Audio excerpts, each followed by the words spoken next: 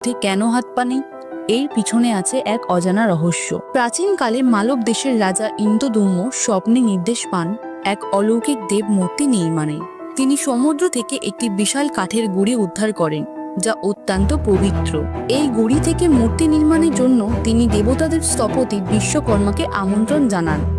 বিশ্বকর্মা রাজাকে বলেন, আমি 21 দিনের মধ্যে মূর্তি তৈরি করব, তবে এই সময় কেউ আমাকে বিরক্ত করতে পারবে না। কিছুদিন পর রাজা ও রানী উদ্বিগ্ন হয়ে পড়েন, কারণ মূর্তি নির্মাণের কক্ষ থেকে কোনো শব্দ আসছিল না। তারা দরজা খুলে দেখেন বিশ্বকর্মা অদৃশ্য হয়ে গেছেন এবং মূর্তিগুলি অসম্পূর্ণ অবস্থায় রয়েছে, হাত পা ছাড়া। এই ঘটনার পর এক দৈববাণী শোনা যায়, এই মূর্তিগুলোই পণ্য, এদেরই পুজো করো। তখন থেকেই পুরীর জগন্নাথ মন্দিরে এই বিশেষ রূপের মূর্তির পূজা হয়ে আসছে।